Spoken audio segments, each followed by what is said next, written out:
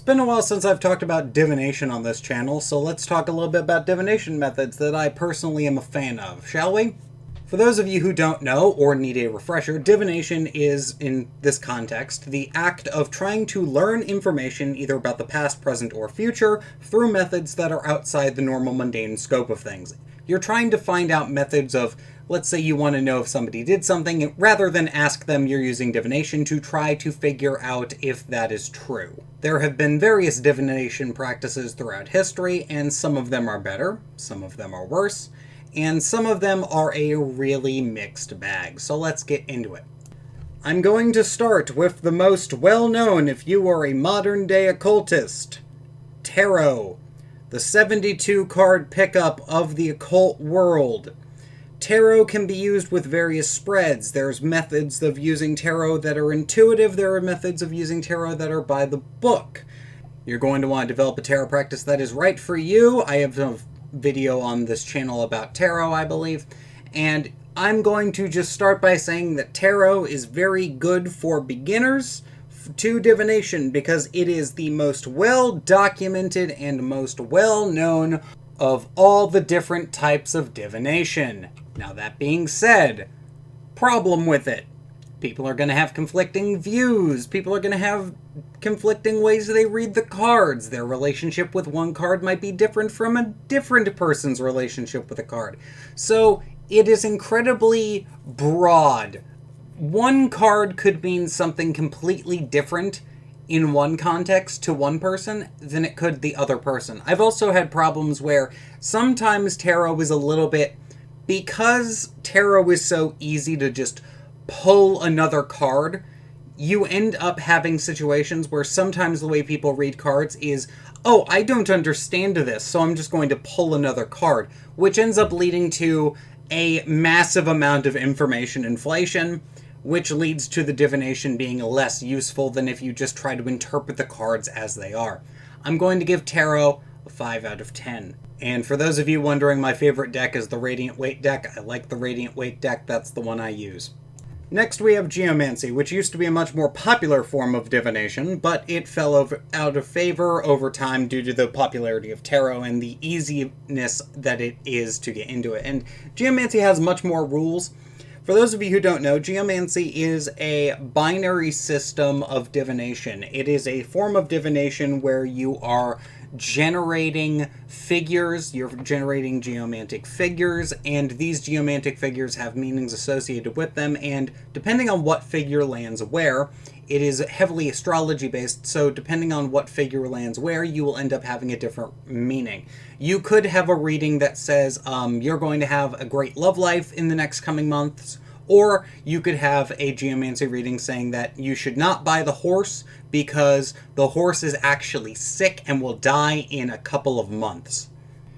Now, why is geomancy not as popular as tarot? Simply put, geomancy has more rules associated with it, and it's got some interesting problems that a lot of people overlook. Geomancy is uniquely positioned in that if the weather outside is raining, or it is storming outside, like it has been in my local area for the last 2 fucking weeks, you can't do geomancy. Geomancy does not work if the weather outside is turbulent. Now, you can do tarot with it. The reason why you can't do geomancy when the weather is bad is because geomancy is much more tied in with nature.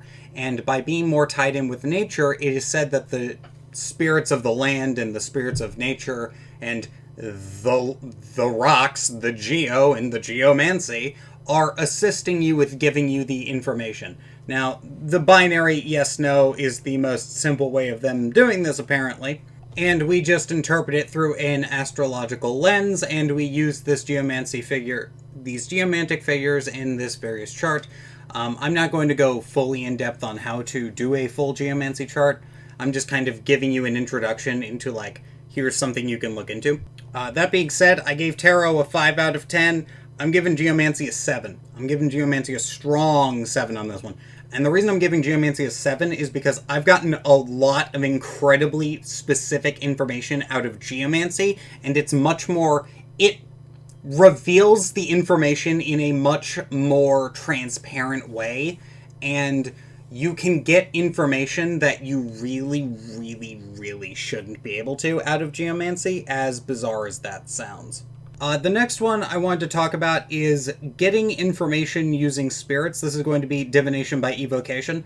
Now, this is going to be a 3 or a 9, depending. If you have a good solid connection and the spirit you're talking to is very, cooperative, if you're talking to, say, an angel or something that is specifically known for being able to predict the future in a particular domain, maybe finance even, then it's going to be like a 9. If you're not getting a good connection, you're kind of out of it, you had 6 cups of coffee in the morning before, you didn't really prep, you're kind of like asleep, you just want to go to bed, basically. If you're in that kind of state and evocation is not conducive, if you're not in a state conducive to evocation, it's going to be like a 3 or a 0 at worst.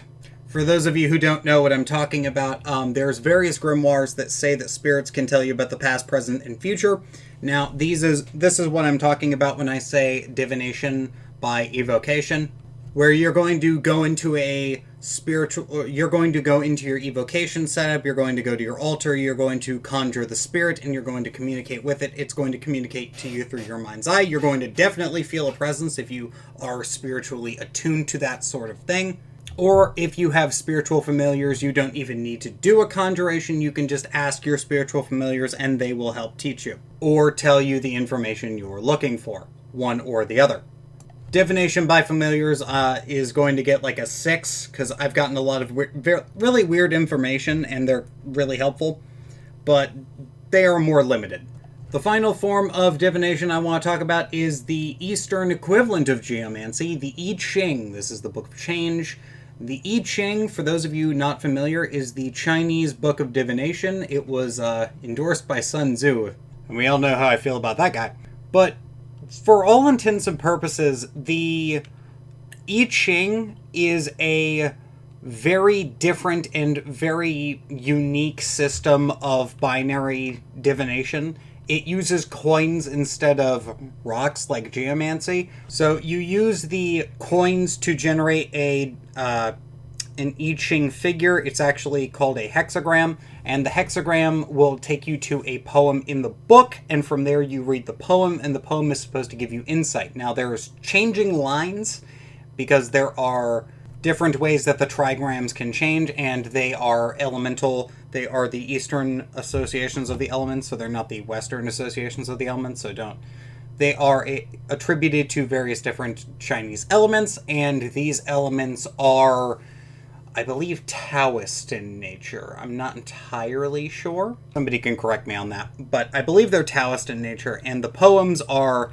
going to instruct you, and they're going to teach you about what the meaning of the divination is. And if you get a changing line, because it is possible to get a figure changing, it is in the process of changing, so that is symbolic of the situation going from being one thing to another, and the changing lines are reflective of that, and you get to read a different poem.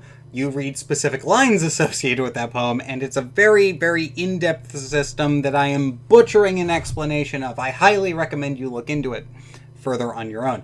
That being said, I'm going to give the Eid Shing probably an 8 out of 10. 8 out of 10 for Eid Shing. I really like the Eid Shing, but it can also be very preachy because the poems can be very, very strange. And it is the only form of divination that I think most people would not... Because it's basically like a book of divination by poetry, it's a weird combination of geomancy and bibliomancy, which bibliomancy is just divination by books. It's not the best. I don't particularly like it unless you have a special book. But because the I Ching is basically a combination of geomancy and bibliomancy, it can be very preachy. That being said, I do like the I Ching. And that's going to be it for today. I hope you enjoyed this very arbitrary rating of various divination systems. I highly recommend you check into anything that I have mentioned that seems interesting. If you want to support my content and you like my content, subscribe. If you really like my content, feel free to head over on Patreon. Still continuing to develop that backlog. still continuing to develop the content over there. I have been Dave, the Amateur Magus, and I hope you're having a good day. If you're not having a good day, hope your day gets better. Take it easy.